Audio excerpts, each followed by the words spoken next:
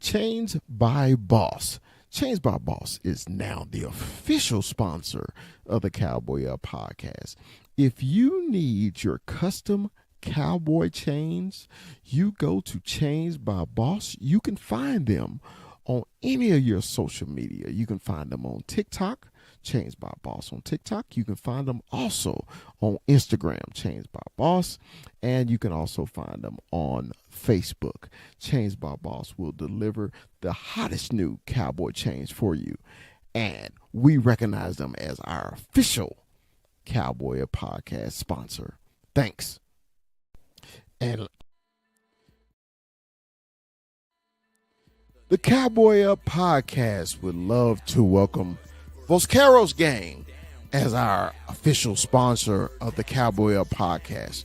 Voscaro's Game has all your custom stickers, your custom towels, your custom tumblers, anything you need to represent your team, such as those Dallas Cowboys or even those hated San Francisco 49ers. Voscaro's Gangs have you.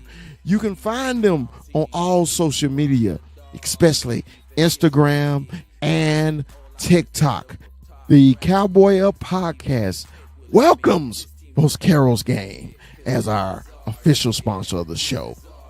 As always, Dallas Cowboys for life.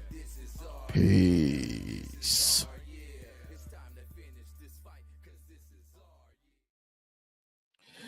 What's up? What's up? What's up? Say, man. Yeah. It is game day, game day, game day. All day. Man, it's your Dallas Cowboys versus those hated Green Bay Packers. With our pass rush coming to town. And man, I've been watching these games today. Chop. And it's been some surprises today, man. You know, the Giants got their first win today. I was like, what the hell? Yeah. I said, well, that was crazy. I say, hell, if the Giants can win today, God damn it, I know we can win. I'm turning over a new leaf, man. I'm getting more positive about the damn game, man. So, how's your Sunday going, Chop? How's your Sunday? Hey, look, I'm just sitting here, watching these games, and just as I thought, the Giants actually have a defense, and they had a defense when they played us. We just managed to win the game. They do have a defense. And it was a big hoopla about Jackson Dart and all this other kind of stuff. I mean, yeah, he's all right. It wasn't no real big deal. But the shock of the day probably was, well, not a shocker, but Washington lost. The Falcons redeemed themselves, and I was pretty happy about that. You picked the ATL too, didn't you? Yeah, I did, because I knew that was a fluke. That was a fluke because what happened with the Carolina Panthers did to them, it got done to them this week. They got mollywopped. We got who did it, but they got mollywopped. Oh, the Panthers, yeah, because the Panthers come back and lay an egg today. So they laid the egg. But other than that, the game's actually been pretty good today. Even this late game, this evening game with San Fran and Jaguars. This thing is pretty doggone good. Jaguars giving them everything they can handle. I know, man. I picked the Jags too, man. I was like, you did. I picked the Jags, so hopefully the Jags will come through. I was really disappointed in Tampa Bay's performance today, but it is what it was. It's okay. It's okay. They trust me. Them birds are running scared right now because the game was given to them. Yeah. They got it. They got it. Yeah, they got it. But hey, let's talk about our boys, man. Our boys we've been waiting all day for Sunday night, Chop. Hey man, ain't nothing like primetime games, whether we hyped about it or not, man. The Cowboys on national TV as usual. And we got our hated rival, the Green Bay Packers, the return of Micah Parsons. And my first question to you, man, because this has been all over TikTok today, all over TikTok. Mm-hmm. Will the fans boo Micah or cheer for him? What you think, Sean? They're gonna boo him. Okay. And why do you Zero say they points. going? Well, he's the enemy now. It's just plain and simple. It's plain and simple. Either you're gonna root for him. Now, don't get me wrong. I think the fan base. I talked to some people at home, in Texas, and they were kind of iffy. I heard some of them gonna be wearing green Michael Parsons jerseys in support of Michael Parsons, and of course, those are the ones who really don't know how this whole thing went down. Which, okay, I'm a Parsons fan, but right now you're on the other side.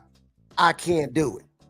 I can't do it. You my guy when you in blue, but you in that green, I can't do it. I'm like you. I can't never wear another team's paraphernalia. I don't care if I love the guy.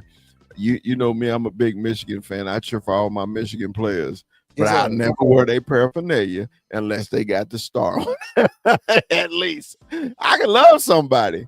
You know what I mean? I'm like you, Chop. I love you all day. Yeah. But I can't, man. I couldn't even do it. I can't do it. I can't do it, man. Can't do it. Hey, man, it hurt my feelings, but hey, okay. Chop, when folks jump ship so fast, when they switch teams so fast, I'm like, you was never a fan of that team anyway. If you could jump, I mean, because fandom it's to me, it's that diehard in you. You know what I mean? Win, lose, or draw.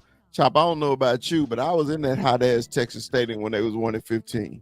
You know, that was my mob. Hey, we won 15. Hey, I'm gonna sit here and take this ass whooping with you. You know what I mean? Right. So, when people jump ship, and hey, like I said, I'm a diehard Luka Doncic fan, but you'll never see me in no Lakers shit. I love Luka. Luka, my man. 100 grand. I'm always cheer for him. You'll never see me in no Laker girl. So when folks say they're gonna do that, I don't know. Oh, and by the way, fans, we at home, wear your white fucking jerseys. Y'all know it's a pet peeve of the big fella. You go to the game and you see all these damn blue jerseys and the Cowboys wearing white. Hey, Chop, I've been on this bandwagon for the last 5 years trying to get the Cowboy fans. And then another friend of mine told me, he said, Chris, think about it. A lot of fans don't own white jerseys. And I was like, you know what? Because a lot of fans aren't actually from Texas. So they get whatever they can get online. Right. So the most popular jersey online is the blue jersey, even though the Cowboys may wear it twice a year. Right. Okay. The janky blue. The janky blue. So, dude, it's funny. Like when I go on the road, I check and see what they wearing. Because I carry the blue jersey and the white jersey. And, of course, I always going to have the Thanksgiving jersey on. We know what jersey they're going to wear on Thanksgiving, the white shoulders, double star. But Cowboy fans, please wear your white jerseys. But I know you're not. Hey, let's get this started. I want to continue on Matt Eberflus. Chop, I'm so concerned today, man, about what he's going to give us, man. Just listening to his interviews this past week, man, nothing about what he said was any kind of positive that I think I could latch on to. Because you've been coached before. And you had that one coach, man, that can put a fire up on your ass, and you just like, I'm ready to run through a wall for him. Right. And I'm listening to him, and I was like, bro, you a defensive coach. Every defensive coach I ever had, dude, they was half the range. They crazy as hell. Because it's crazy, right? You got to be mentally crazy to go run into a wall. You know what I mean? Right. So Chop, man, what are you expecting from Matt Eberflus today? Well, let me say this first, big dog. I listened to Matt Eberflus speak this week, and I had to really pay attention. I played it back a few times. Matt Eberflus did not want to expose his players because the defense that he's calling, I don't want to say a high IQ defense, but you got to have some type of IQ about you. Once they broke that film down on what he was calling, now I realize when he said he had the one-word plays now, that let me know some IQs on the defense is not as high as what we think. he's calling is not even complex. It just causes you to think a little bit. And our defense, who we have on the field, they're not thinking as fast as they should. So he didn't say anything. He just kind of wanted to simplify. So whenever you tell me I'm going to simplify it, that means it's confusing. This is my only problem with that though, Chubb. I hear exactly what you're saying, and I understand why he said it, but this is what irritates me about that. Okay, most defensive players been playing defense for the last 10 years of their life, especially and you in the NFL. So say you've been in the NFL 2-3 years, you played defense your whole 4 years in college. You probably went both ways in high school, and you went both ways in middle school. The terminology of defense may change, but what you do on defense is the same. Tackle somebody, cover somebody. I don't know how more complex it is. Now, offense can be very complex. What's up, AJ? It can be very complex. You know what I mean? Because formations, when you putting people in motion, when you flipping the side, the pass is going through without flipping the field. As an offensive lineman, you got to know who to pick up if they blitzing from a zone blitz. If you chasing somebody, you're gonna create a big hole. All this is complicated, but on defense, you got responsibility. Your responsibility, especially if you at safety, you got the deep third or you got the boundary, right? Right. Or you got, are you playing the zone, right? So when Matt Eberflus says he's gonna have to dumb it down, are you saying our players are dumb as shit? We're gonna bring Paul in. Paul, all the way from the UK. Paul, what's up, baby? How you doing? What up, Paul? Not too bad, guys. How are we? We're doing all right. Yeah, we're fine, man. We're talking about Eberflus, man. About his press conference, about basically simplifying the defense. What is that? Because you play football too, bro. You offensive lineman. Offensive line can be complicated, but you play defense too. Yep. Defense is get to your spot, control your area, make the tackle if they come to you. Why is that complicated for NFL defense? I honestly don't know. That kind of lies the question. But when you really look at it as well, like even under Mike Zimmer, we kind of had similar. It seems to be the same culprits, really, when you really do think about it. It's like these guys that we paid. Like I'm not going to throw some shade, but looking like a Trevon Diggs. I'm just saying, like ever since that injury, he's never been the same player, etc.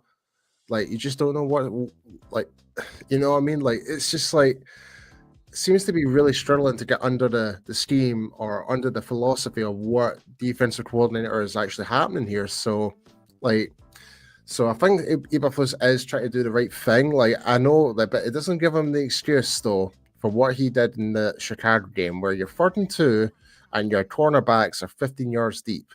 That drove me mad as hell. Like you're literally giving an Easter egg to the offense. It's like that Oprah Winfrey moment. It's like, you get a first down, you get a first down, you get a first down. That's what it was like. Yeah, you're right, man. So I'm really football is football, man. It's week by week, especially in the NFL. You really can't dwell on the last week. Hey, ask the Giants. Giants, come back and get a win this week. But this is what I'm concerned about. For 3 weeks in a row, I say 2 weeks in a row. We've made quarterbacks who got bench highlight reels on our defense. Will Jordan Love be the highlight reel this week? And I'm going with you first, Chop. What you think?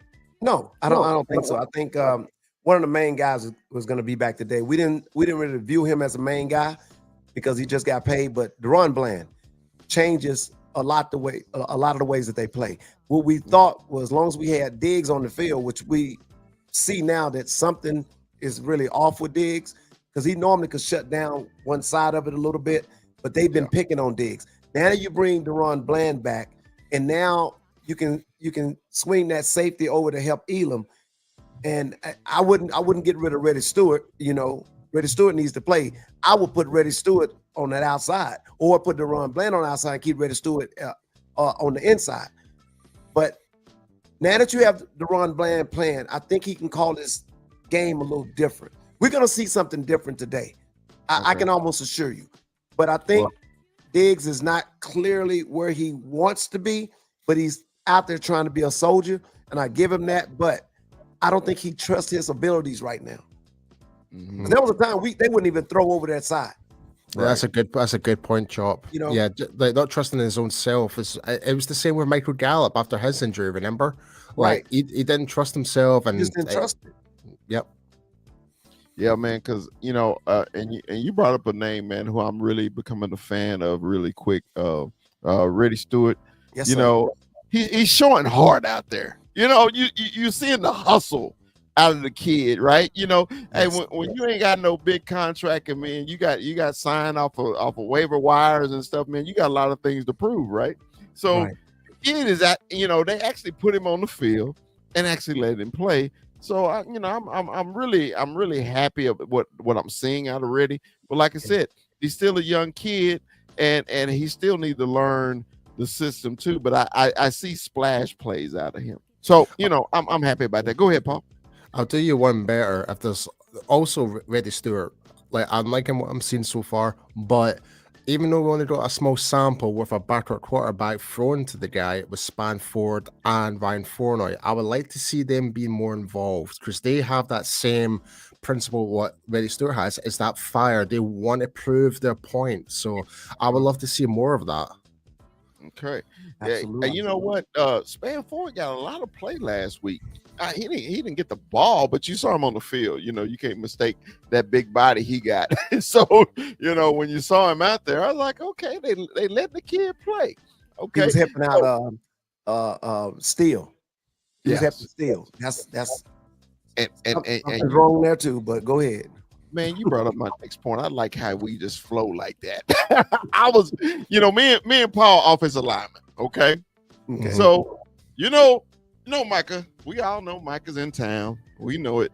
We know our pass rush is coming to town, but they just wearing a different color. My question, I'm gonna start with Paul first. If you're the Packers, who you lining Parsons up against? Oh God. Steele or Guyton? Probably Guyton, I'll be honest. Mm-hmm. Like my reason being is like I would say Guyton's got a more upper edge in pass protection, but if you're talking about run offense, then I would definitely give it towards Steele. Like that's one thing I think Steele has done quite well, like not consistently but better, is helping with the blocks in the run game, but not in pass protection. So, but it's a toss of a corn chop. Our tackles, man, will they hold up today? Oh, well, we know Micah gonna get pressure regardless, okay? But will they hold him up long enough that Dak can get off the ball, or are the Cowboys gonna run the damn ball today? They're definitely gonna run the ball today. And if I was Green Bay, I would line Michael Parsons up over Hoffman. Okay, that's his best bet. They're gonna chip, run, edge, knock him down on the edges. Remember, Parsons is not a run stopper. Okay, he's a sack master. Okay, he gets his sack when he line up in that A gap. Sometimes when he lines out on that left side, on that right side, coming across Guyton or somebody, depending on what formation the offense is in, he can get home. But he gets home when he line up in that A gap because they run a stunt with him. So I think he probably know they're gonna have formations just for him. So of course they're gonna move him around. But what Dak have to do, or what the Cowboys have to do, quick game all day, quick game, and keep him off balance. I mean, he's gonna get there. Don't get me wrong, he's gonna get there here and there. But quick game is gonna stop him. Yeah, because I'm glad you said that. It seemed like we were doing a quick game against the Bears when we didn't have to. This week, I think we do have to. So I'm glad what Paul said about the span forwards and Yes. our tight end groups, because they're going to be a big part of the offense now since CD is out for a month. You know, we don't know what I call him, the liability Jalen Tober is going to do. Oh, We don't don't. mention. Please don't mention his name. Please, Tress. Like I'm sorry. I'm saying like this is my take on Jalen Tolbert. Jalen Okay. Tolbert would not be on the team if it wasn't for Jonathan Mingo being injured. That's my best guess. But if anyone deserves a bit more reps from looking at how training camp performed, Ryan Flournoy was a consistent performer in training camp. Why was he not given the proper opportunity from day one? Like, let the boy play. Yeah. Hey, you know, we have a running joke on our show about about Jalen Tolbert, because Rue absolutely loves him. He said he's not a liability, and I was like, Rue, he's definitely a liability.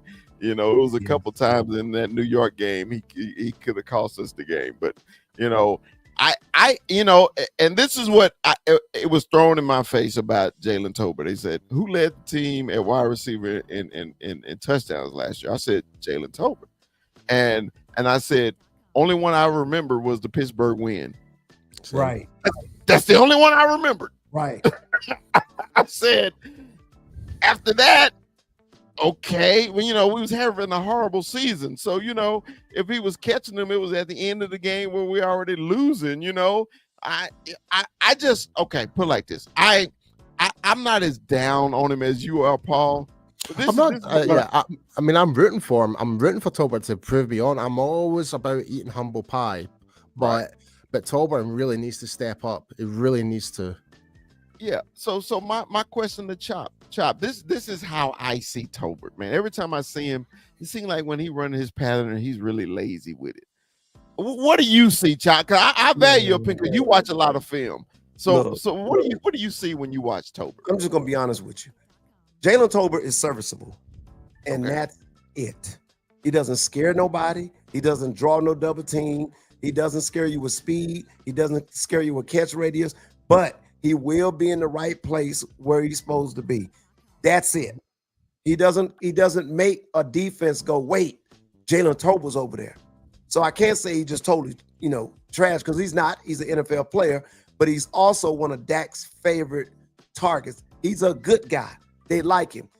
My thing is, today, without going off topic, if CeeDee Lamb is not playing, and we know we playing a Green Bay Packer team with speed, why don't you bring in the dual threat of Jadon Blue, who can actually run the slot and do the running back, and he's the fastest guy probably on the Cowboy team. Mm-hmm. But you bring up number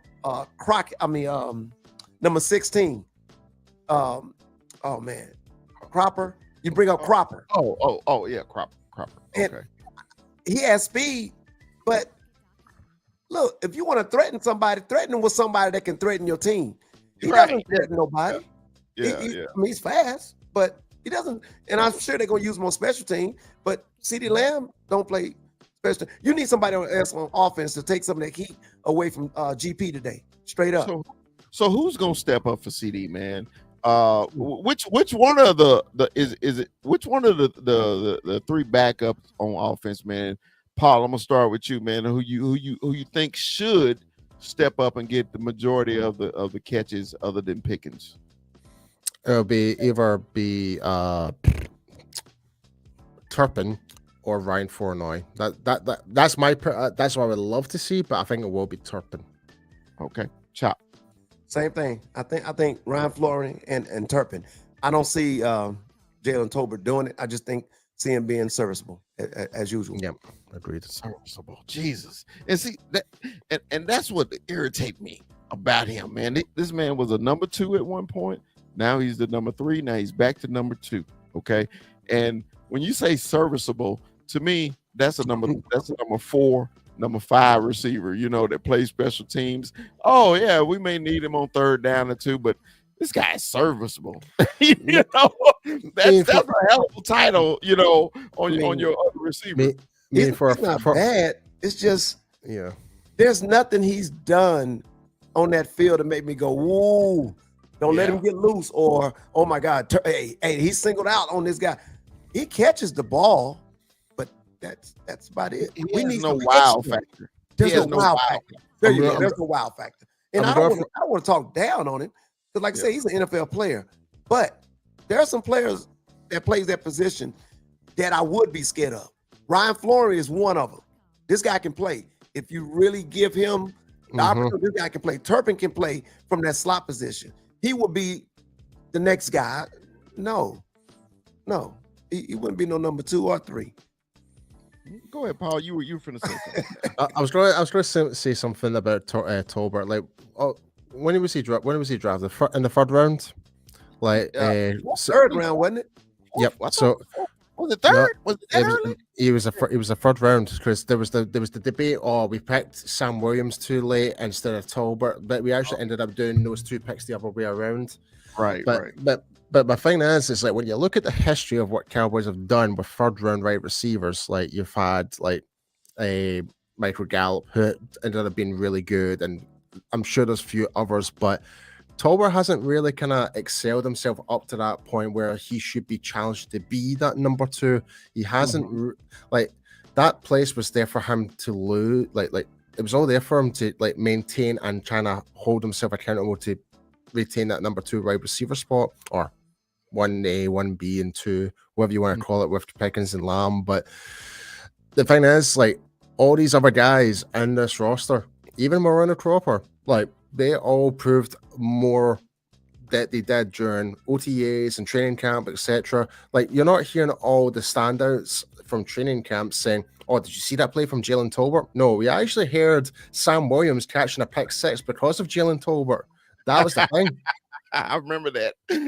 I remember in training camp. I do. You see Sam Williams striding along, like literally like Forrest Gump to the end zone. I was like, what in the hell? Hey, man, you got an awesome memory. Good. As soon as you said it, I was like, yep, I remember them reporting that. That was funny. All right, man. Look, we're gonna get off of Jalen. We gonna move on, man. Look, Chop. Give me Chop's keys to the game. What's your keys to the game? The keys to the game is play sound football. Don't do anything extra. Don't try to be a hero. Play your sound positions to this game. Stay on your blocks. You don't let Jordan Love eyes fool you in the backfield. As I'm talking to my secondary because we got a lot of that freestyle stuff going on, and that's why they're getting burned because they're looking at quarterback eyes instead of doing their assignments, and that has to stop. I'm really hoping that we don't wait too late to switch out the linebackers. You know, when you know it's a known run, hey, I'm good with Sanborn and K9. But when you really don't know, you may want to swap out with Lil File, even bring Bale back up in there. He plays some linebacker, even though I know it's not, what we need to do, but he is fast and he can run. Our linebackers can play the line. They just can't cover. That's the only problem I have with them. They can't cover. So, but we're supposed to be getting a good dose of the run game. So today, I think if they do try to run game, I think we win the game. Straight up. All right. Paul, what is your keys to the game today, Paul? Definitely put pressure on Jordan Love. We need our defensive ends, Kenny Clark, even Mazzy. And I will say, like, when you look at the game film, Mazzy did not have a bad game last week. He ate up the double teams. He was not getting forced back. So that to me was a win for him, like me personally. And I've been one of his biggest critics, even though he didn't get all the stats and whatever. But if he can do what he did and help eat up those double teams, that will free up Kenny Clark. Hopefully that will be happening. But we need to get to the quarterback, because when you're running zone defense, then and there's no pressure coming from the edge or from your defensive tackles, then it's just going to be a free-for-all for Jordan Love to throw that ball somewhere deep down. So that's what I'm saying. So hopefully with likes of Jadeveon Clowney coming onto the field as well. Is he playing today? Yes. We don't know how long what the pitch count is, but yeah. I think from rumor has it, I believe it's like 10 to 15 reps or something like that. He's rumored to have. So it's not a lot, but hopefully he can make a major impact and might actually rise a spark with the rest of the defensive line from Mizaraku, who has that speed. Sam Williams will actually hopefully regenerate, and Dante Fowler, who me personally has been a bit of a disappointment so far.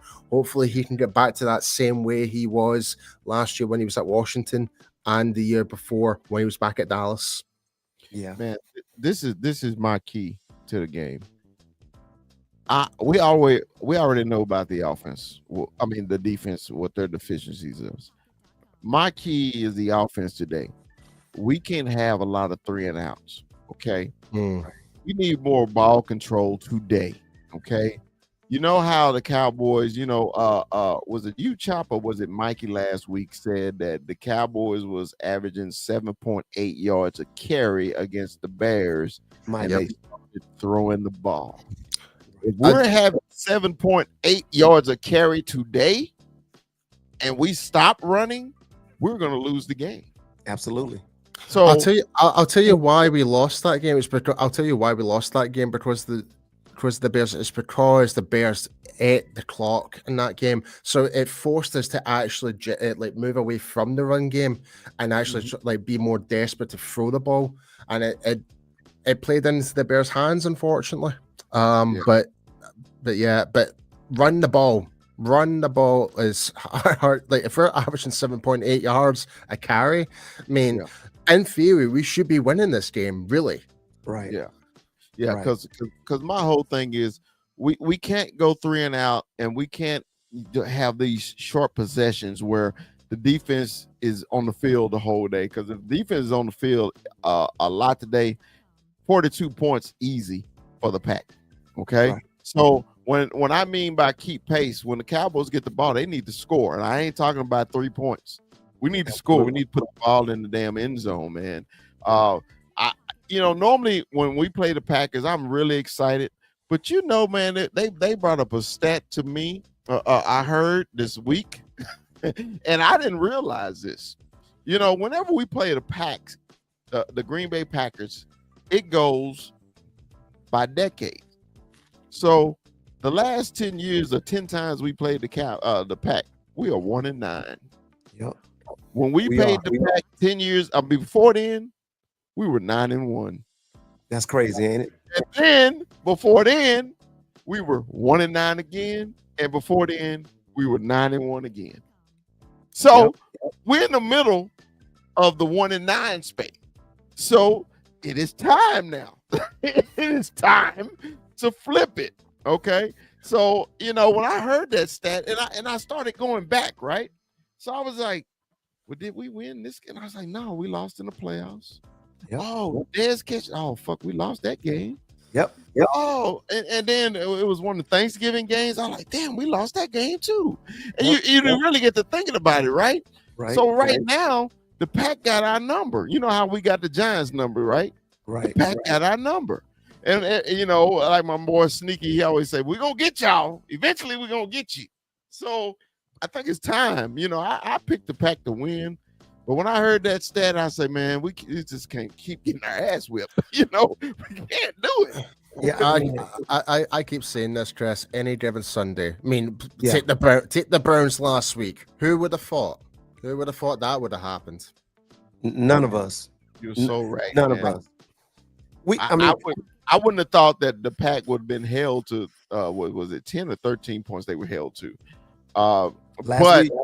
Yeah, but you got to think about it. When you really think about that game is a division game, and one thing the Browns do have is defense. They ain't got nothing else, but they got D, and they D held them in the game. They D'd them up. So that was Chris's key plays to the game. So we always go players to watch. Okay, Paul, we'll start with you, man. What players, either offense, defense, or either, who should we watch today? I'm interested who's going to be our backup to Tyler Booker. I believe it's TJ Bass is going to be playing this game. Yeah. I want to see how he holds up in this game. Hopefully, with him, he's got a lot of good continuity with likes of Brock Kaufman, because obviously second string they tend to work quite a lot. So, but the one thing I do like is Brock Kaufman. as well. So it's those two guys, because Brock Hoffman is a master of mental warfare. It really is. Yes. Like what he may lack in terms of like physical on the field. He knows how to play mind games with defensive tackles straight up. Like he made Dexter Lawrence flip his mind last season. I don't know if you guys recall that, but like he helped us win that game because Brock Hoffman was just basically trash talking and spitballing all over Dexter Lawrence in that game, and it got him so flustered. Well, you remember, Paul, when Brock was on our show. He said if there's a fight on the field, 9 times out of 10, he's the one that started the fight. That is dog mentality. It really is. Love it. So when he said that, I was like, I am a fan of his for the rest of my life. I don't care what team, because as an offensive lineman, okay, we're understated, but you need nastiness on the offensive line. But you got to match the nastiness of defense. Because remember, I told you, man, how some defensive coaches can have you running through a wall because they like a bunch of wild dogs, right, foaming at the mouth. Well, you need a few on the offensive line too. I'll tell you what. He's not as psychotic as this one individual, but he has some tendencies of this individual, and that's Kevin Gogan. He reminds me of that a little bit.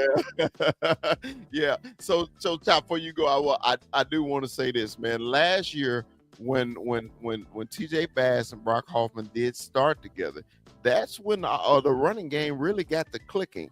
They decided to give the ball to Rico, and they ran a lot between Brock and TJ. So I'm excited to see both of them today. Now, Chop, give me your players to watch today, brother. Well, I have 2, and one is going to be Clark Kent. Kenny Clark.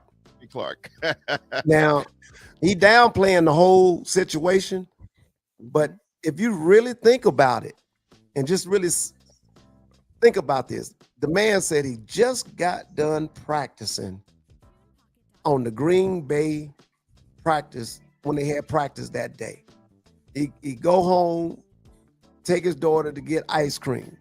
He in his basement, took a shower. He heard rumors that Michael Parsons could be coming to the Green Bay Packers. Then he get a phone call saying, oh, they just traded you. After 9 years of loyalty, 9 years of beating down that field for the Green Bay Packers, not even a conversation, and you hit this man over the head with, oh yeah, you just got traded. Now, he's not saying anything. He called it business. But think about it. If any one of us was in his position and they did that to us, I'm going to let them know. This is what you missed when you traded me. Oh, yeah. I ain't going to say nothing, but I'm going to make my play. I'm going to make my play on the field, baby. So that's what I'm watching. I'm watching Kenny Clark. You want to make them regret. You want to make them regret that decision. That's it. Hey, Armando had a great comment. He said his keys of the game. Offensively, Javonte Williams has scored at least 1 touchdown. Defensively, James Houston as familiar with the Green Bay Packers. Hey, Armando, man, you love it, man. I appreciate that. Look, also, man, my keys and my players to watch today. You know, even though Paul stole my thunder, was the offensive line, man. But I'm going with Terrence Steele today. Okay. I'm going with Terrence Steele. And the reason I'm going with Terrence Steele, because I still think Guyton is a better pass blocker, and he went up against Micah a lot in practice, right? But Terrence Steele, man, sometimes can be a turnstile. And you know, Micah loves the rush from the left side. Guess who plays on that side? It's Terrence Steele. Okay. So I don't give a damn if I get 3 or 4 holding calls. Just don't get number 4 kill. That's all I want. Don't get number 4 kill, bro. Don't get him killed. Here's another interesting thing we haven't really talked about. How much is the running backs going to be involved with the pass protection, especially on that side of the ball? Like, because remember, like, we had Ezekiel Elliott for a number of years. He was probably arguably one of the best pass protecting running backs whenever we do pass the ball. Like, we haven't really got to really see much of that really from like say Javonte Williams in that aspect. Because, well, but I think the point I'm trying to make is it's like, do we kind of like give him that extra support as the last line of defense for Dak Prescott by having Williams in there at all times, or do we put in like Jaden Blue who can do that also? Well, Like, Paul, I'm gonna be honest with you. Actually, I think that's the reason why Jaden Blue is not on the field, because the job that Sanders and Javonte is doing with that extra block, they have been protecting Dak. And when you bring a rookie in to do a certain assignment, he has to know where that stunt is coming from. And I think that has a lot to do with why he's not. Well, I think that has a lot to do with why he's that makes logical sense. They got the veterans out protecting Dak, so. Yeah, because a lot of people say, "Oh, why is Jaden Blue not playing right now?" As well, that could be one of the reasons why he's not known as assignments when it comes to in the pass protection, which is so fundamental. Like, yeah, you're a running back, you rush the ball, but you also need to block as well as part of your job. It's the same with wide receivers; they need to know their blocks as well when it comes to the run game. Yeah, they need to block better. I'll be watching them on the film, and when they're not getting the ball, and you can see them, they going through the motions. I don't like that, because I've seen wide receivers like in San Francisco, they are blocking like it's their last time they're gonna play on the field. Our blockers run up there, throw their hands up, and look over their left shoulder or right shoulder, depending on where they're on the field, until the play is over. I don't like that. They need to be intentional when they blocking. I'll tell you what though, if there's one team I'm quite impressed with the wide receivers in terms of their blocking, is actually Indianapolis right now. Like, did they lose today? They barely lost too, man. They just lost. They did. Yeah, they barely lost. You know, I've been on you see under my name down Cowboy Chris Daniel Jones #1 fan, just because I'm trolling the New York Giants. You know what I mean? But yeah, they barely lost today, man. So you know, San Fran lost, so we good. Hey, San Fran, long as San Fran lose, you know, that's fine with me. Right. Too, you know, but no, man, I'm just. Today is I am so focused on our offensive line today, man, because I was asked this question today. Over under on Michael Parsons sacks. and just being a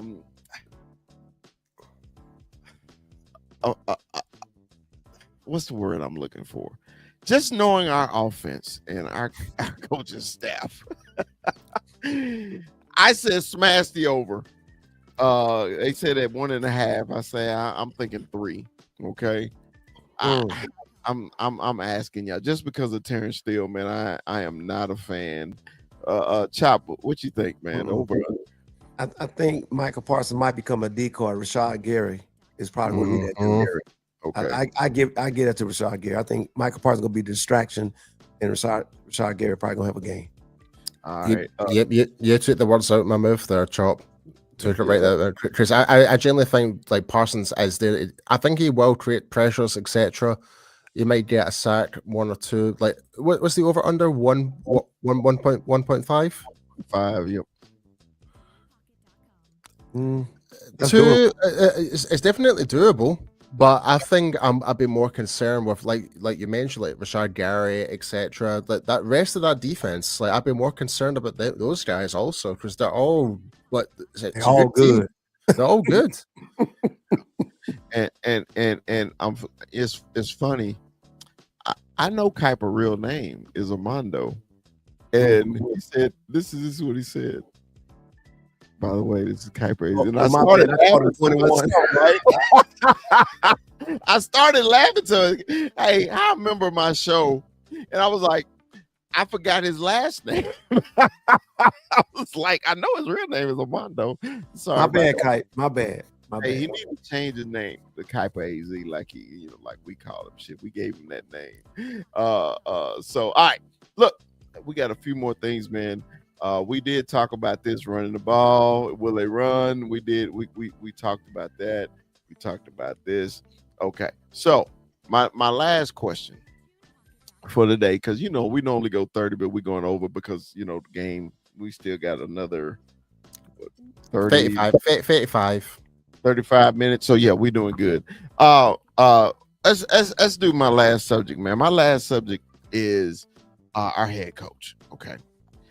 We were really impressed with him in Philadelphia, having the team prepared, making halftime adjustments and everything like that. But since then, I've been kind of leery about adjustments but our head coach. Now, don't get me wrong, I'm still a fan. I'm still a fan of Shotty. I hadn't turned on him. But I need to know from you guys, how are y'all feeling about Shotty right now and his adjustments and his coaching staff? Are we falling right back into the same Jason Garrettness? We getting spoiled, or not even Jason Garrett, even McCarthy. When we got a running game, we gonna throw the ball every fucking play. Chop, what's your feeling right now in your head coach? I think I'm still behind him. I like where he's going, and I think he's being patient.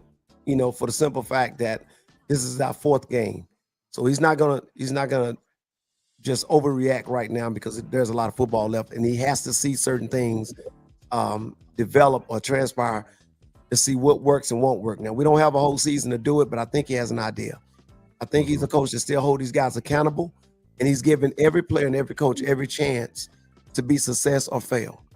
I don't think he's a micromanager like some head coaches. I think he's allowing his coaches to do their job, and when they can't do the job, I think you will see him step in and say, even though I think he's saying it now, it just, we don't know it. And we act like we don't see it. But I see what you're saying about how we running the ball. Then you go back and start passing. That is a Mike McCarthy situation. And I have no idea why they do that. You do it until it doesn't work. Right. We never understood why. I don't get it. I don't get it. I have no answer for that. But I'm still behind him. And really, I'll be a hard critic about Game 6. That's when I'm gonna be a hard critic on the coaching side. Go ahead, Paul. Yeah, I just saw Amando's comment that this is something I just kind of highlighted earlier. The reason why we went away from the run game against the Bears is because the Bears had like an 8-minute drive that completely basically limited our options. Like if we kept running the ball, we would have no time left to catch up. So we're forced ourselves to pass the ball in that situation. But yeah, I mean, I'm still behind Shorty. I think I do love his philosophy, what he's trying to do here. I think we just need to be patient. End of the day, I mean, he is a rookie head coach. We're not expecting absolute miracles. Like we kind of knew that going into the season, like it's going to be part of the process. But from everything what I've seen, what he's trying to do from off season to free agency signings, etc., like still time to kind of figure out, like, okay, like maybe like say week 10, then we can actually get a good proper evaluation, see is Shotty the guy to take us forward. Like I would say. Yeah.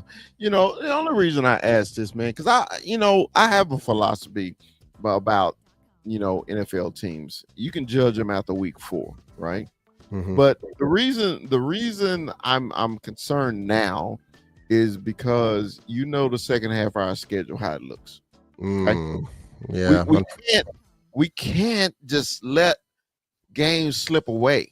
We can't go 1-3 right now with the rest of our schedule looking like it is. Yeah, Philly, Kansas, and Detroit 3 weeks in a row. Yeah, not to mention Philly and Kansas is literally 5 days apart. Yeah, Sunday and Thanksgiving. Yeah, so and right now the Eagles on a high. I even hate watching them on TV. I was like, they're boring to watch. They're so boring to watch. And this is what's killing me. They're so fucking boring, and they keep winning with ease. And I'm like, what the fuck are they doing? I mean, I'm literally looking. They're not doing anything special, nothing. And I think the other teams. Anyway, we'll get into them when we play Philly. Fuck them. Anyway, I'm sorry. Y'all know how I feel about the Eagles. All right, so this is the end of the show, man. We'll give our game predictions. Paul, man, give me your predictions and the score, baby. So do you want my realistic prediction or my dream scenario prediction? Hold on. Before we do predictions, I forgot, man. We got bold predictions. Oh, First of all, bold predictions. We'll start with Paul. I like them last time. Give me your bold prediction. The ridiculous prediction. the most ridiculous one. All right, okay, I'll give you a really good one. Jack Sanborn with a pick six coming from coverage. There you go. That's bold. I like that, Paul. All right, Chop, give me your bold prediction, Chop. Bold prediction: Michael Parsons intercept Dak and running in for a pick six. Yeah, that'll hurt. That'll hurt. That'll hurt. My bold prediction. What is my bold prediction? Oh, that Diggs will have a pick six. Ooh. I'm trying to get something positive about it, man. It just his play on the field right now, it absolutely sucks. They even just showed on the TV how when Roma Dunze burned him, he turned around talking about my bad, and I'm like, bro, Really? bad. This could also be a bold prediction as well. Keeping the Packers under 16 points. Oh, yeah, that is bold. Kuiper say Javonte scored 3 touchdowns over Hunting. Man, that would be so beautiful. Oh, that'd be That's doable. That is really doable. Especially it really is. It really is. Because when you really think about it, like when we get into the red zone now, we're scoring touchdowns in the red zone, especially with the run game. Like remember when we look at the Philadelphia Eagles game, our first 2 drives were rushing touchdowns. Who would have thought? It was like, wow, this is new. So we're capable of doing it.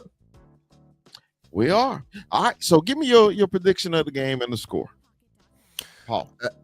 A prediction of the game. Unfortunately, I do have the Packers do winning this, but realistically, I wishful thinking, I do love to see the Cowboys to win, but I think the scoreline is going to be 34-17 to the Packers, unfortunately. All right. Chop, your prediction of the game and the score. Yeah, realistically, I got the Packers winning somewhere around the age of 28-13. All right. And I also had the exact same score you said, Paul, on the show. I had the exact same score. Hopefully we can flip that. I love, like you say, Paul, I love humble pie. It tastes so good. So I hope we can flip that. And not just that. If we do manage to get this win against the Packers, it actually helps us in the future as well. Remember, with the draft picks. Draft picks, you are correct. Absolutely. Yeah, we need them. I wish we could, man, if we can ever get 2 top 10 picks. Can you imagine that? Jesus Christ. But that's if our team picked the right person. Well, look, man, everybody go enjoy the game today, man. Hopefully the Cowboys will do something positive to make us smile. Paul, tell everybody where they can find you again.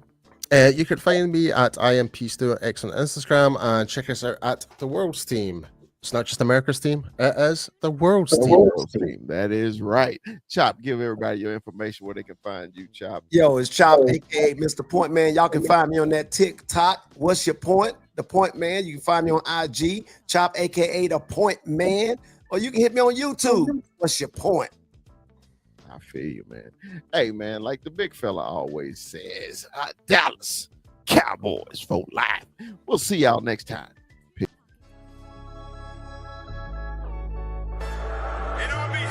Yeah, let me give a big shout out to St. Louis Joe, bro, in the building. All those WWE Ivan Sosa in the building. You see him? The loyalists. You got Cowboy Beat in the building. The great Cowboy Beat. Big shout out, man. Big shout out to y'all. Appreciate y'all joining. We only growing, guys. We only growing. It's gonna get bigger, excited. Hey, did you see he got retrofit right in the introduction? I see it. Hey man, hey, Videos, dancing. hold on, player. Sometimes I screw up, player. You know, hey man. Players fuck up. Hey, yeah, Players man. fuck up sometimes. Yeah. In this first day of pass, say man, you know, we all played, man. It's just something about that first day. Ain't nothing like it. It is nothing like it, man. Cause now to me, No, tomorrow tells the truth. Today was the first, but tomorrow tells the truth.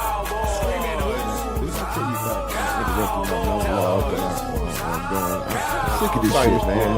I'm sick of this shit, man. You know, I know we all co-hosts, but you know, I like to have a little quick monologue before we get into a subject. You know, your ass always got to, spread shit and eating wings and Motherfucker sprint.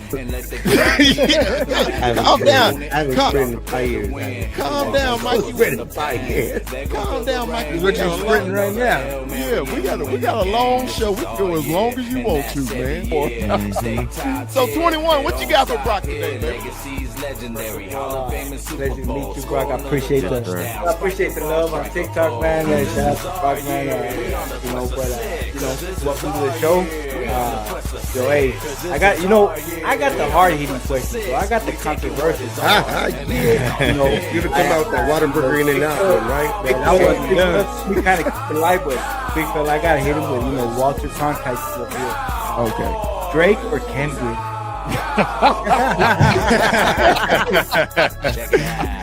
See, okay, I'm gonna be honest with you. I have never really grew up liking Kendrick like that, right?